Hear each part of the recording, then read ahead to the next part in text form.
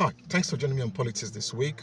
We're going to be looking at the road to Aso Rock 2027, which is actually heating up the presidential election 2027.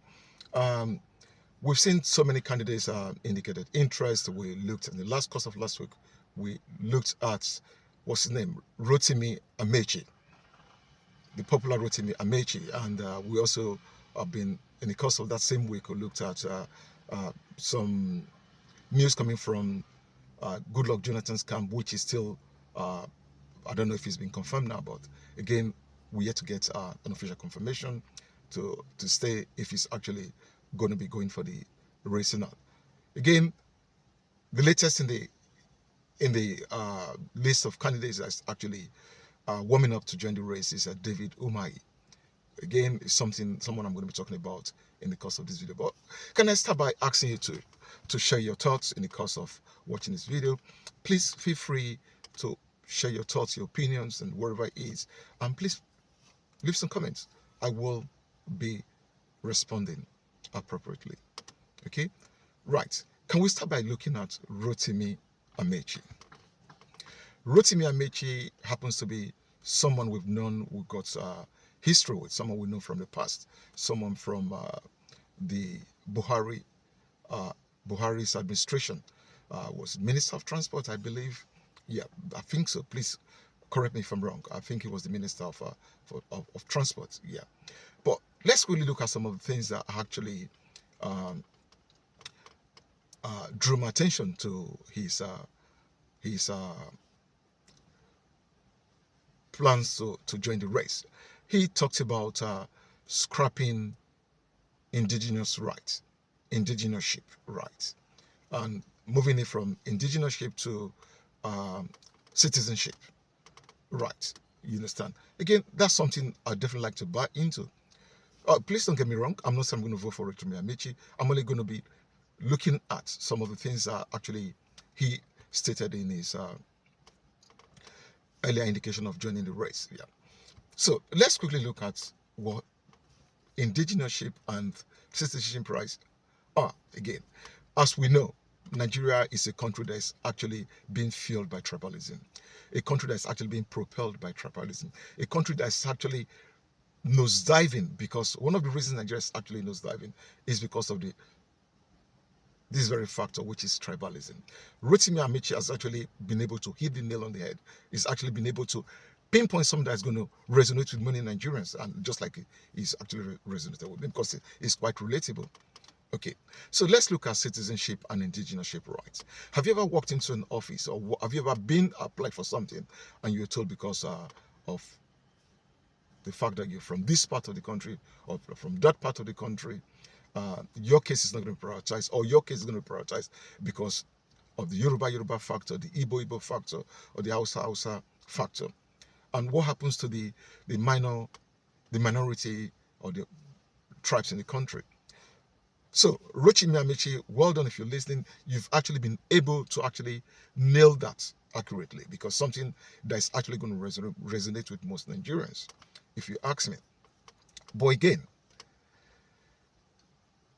we hope these are not just empty promises, because some of you are just trying to jump on the bandwagon. Okay, we're going to come to that later to see how you're actually going to achieve this. Then secondly, you talked about reviewing changing the constitution. We all know our constitution, as we speak, has got some very outdated parts of that constitution that needs changing. You understand?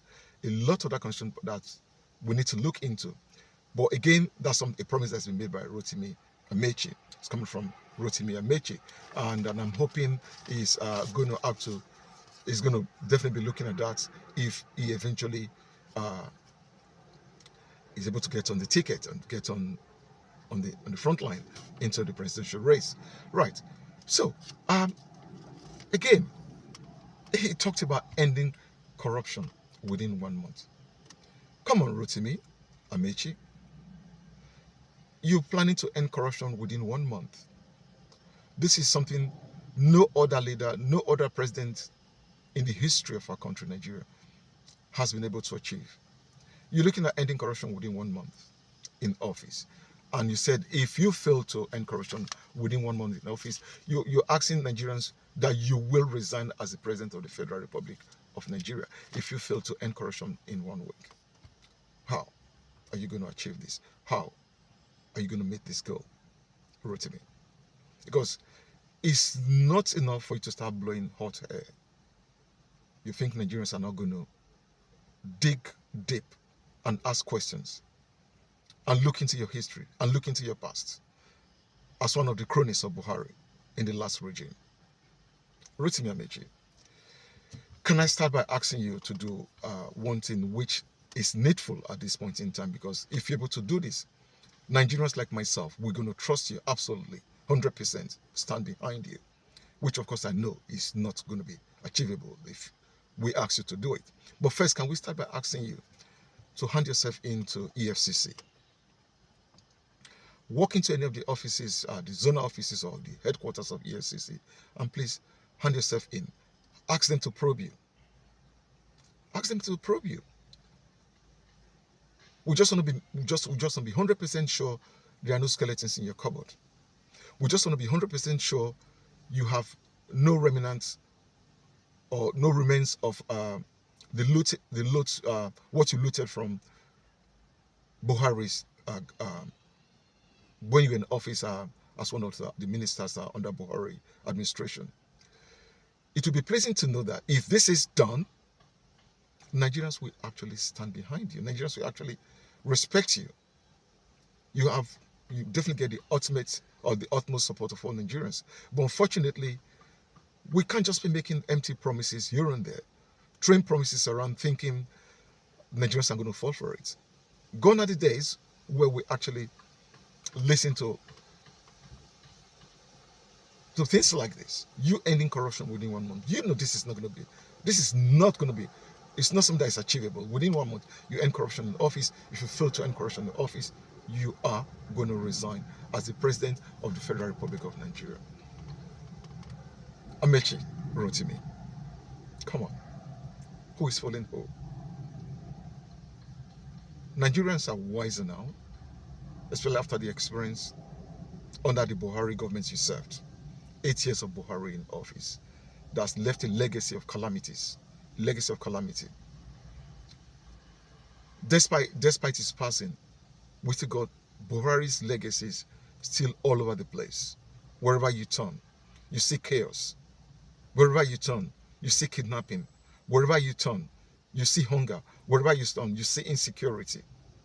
Wherever you turn, you see lack of infrastructural development. Wherever you turn, you see years of decay. Years of Nigerians bearing the brunt of voting for Buhari. We've had enough of this. We just want to move on. We just want to move on. So Rotimi Amechi, can you stop making empty promises, baseless promises? The only one I'm going to stick, if you ask me, I'm going to buy into, the only one I'm going to buy into is the fact that you said you're going to end the right of indigenship. I'm going to make it citizenship. Honestly, Rotimi, well done. I'll give you a clap on that ground. Because honestly, Nigeria is a very, very tribalistic country. Nigeria is a very, very tribalistic country. The entire landscape is divided on the lines of tribal lines.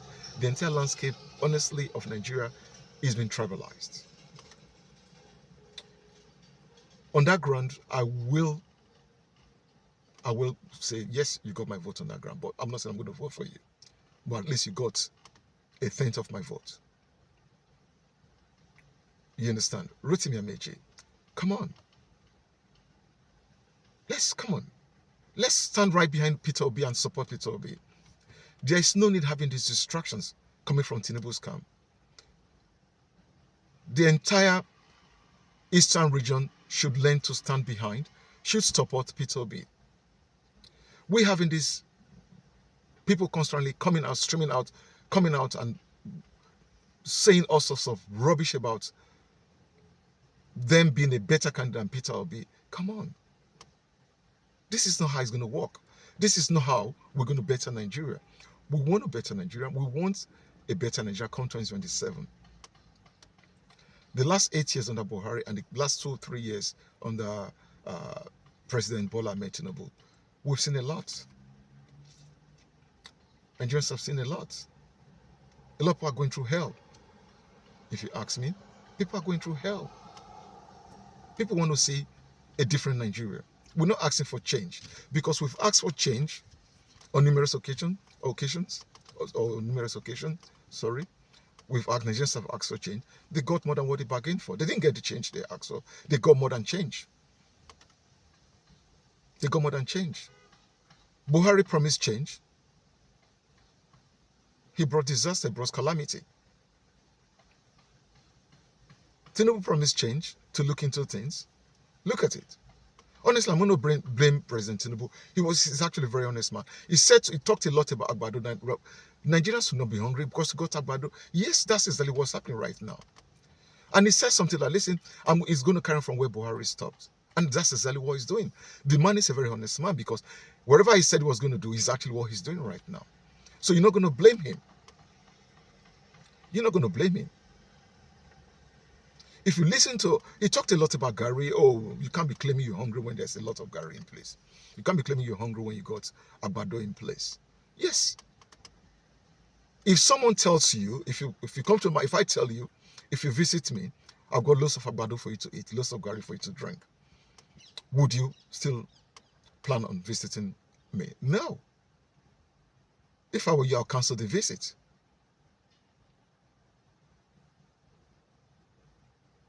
Tinubu promised Agbado, he promised Gary. Nigerians shouldn't complain about eating or about going hungry because there's Agbado to eat, there is a Gary to drink. That's exactly what's happening right now. So he didn't lie. He also said he was going to carry on from where Buhari stopped. That's exactly what he's doing right now. He's carrying on from where Buhari actually stopped. He's carrying on with Buhari's legacies. He hasn't changed.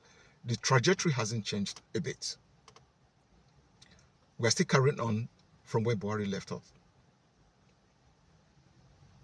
So it's not surprising when people say he deceived Nigerians. No, he didn't. He made it very, very clear, absolutely very clear that this was what he was going to do. And that's exactly what he's doing. So, by the wayside, let's really talk about Goodluck Jonathan. Goodluck Jonathan, again, I'm going to say this again like I said before. This is not the time for Goodluck Jonathan. Nigeria right now needs a better leader. Goodluck Jonathan is a good man. The fact that he's a good man doesn't make him a leader, a good leader. That's exactly what I've said before to people, and I'm going to keep reiterating this. The fact that Goodluck Jonathan is a good man doesn't make him a better leader. Doesn't make him the person we need for 2027. We need someone for 2027. We need someone for 2027, someone that's actually got character, someone that's actually got the interests of Nigerians here, someone that's actually going to deliver, someone that's actually got a concrete plan, someone that's actually got a vision for Nigeria, that's going to take Nigeria, that's going to move Nigeria forward, that's going to push Nigeria to where it is, not someone that's going to send us back another 10, 20 years. So, please, if you are supporting Goodluck Jonathan, think twice. Think twice. We moved on from years of Goodluck Jonathan. Yes, he was a very good man. He's a good man, rather. He's still a good man. But he was, to be honest with you, he was a very weak leader. He was a very, very weak leader. Let's be honest with ourselves. He was a very weak leader. Right. If we are going to move this country forward, we need someone that's actually going to go in there, not a weak leader, not a good man. We need someone that's actually going to go in there and deliver. Someone that's actually go in there and actually fulfill the promises.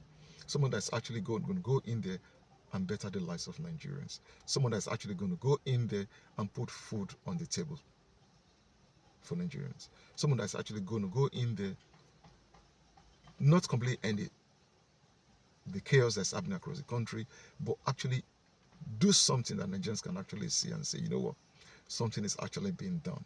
Finally, someone that's actually going to go in there, that's got a concrete plan for unemployment in the country, that's actually going to alleviate the sufferings of Nigerians, create jobs, work on our infrastructures. It's actually a very difficult road ahead. 2027, road 2027 is actually a very difficult one. We need to think before we act. It's not about putting 10,000 in your account and you vote the other way. If you do, we're all going to regret it. The last 10 years has actually taught us a lesson. It's taught us a lesson. We need to move on. Nigerians and Nigeria needs a better leader. We need a better leader. We need a leader who can actually represent us. A leader who can actually fulfill the promises. It doesn't matter if it's a one-term presidency or one-term, it doesn't really matter. It doesn't really count. It doesn't. What we need right now is someone that's going to go in there and actually rekindle our hope in democracy. Someone that's actually going to go in there and rekindle our faith in governance. That's what we need right now. Someone that's actually going to go in there and put smiles on the faces of Nigerians. That's what we need right now. We don't need Goodluck Jonathan. We don't need a good man. We need a man of substance. We need a man, a leader of gravitas, that has gravitas. A leader that's actually got, not just an ambitious leader, say it's my turn, Emilio Con. A leader that's actually going to go in there, that actually got aspirations. Leaders are really going to turn the country around. That's what we need right now. Fellow Nigerians, let's stand behind Peter Obi.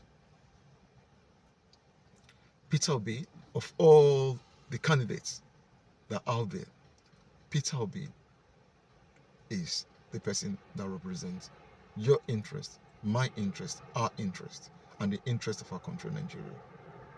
Let's stand behind Peter Obi. Let's support Peter Obi.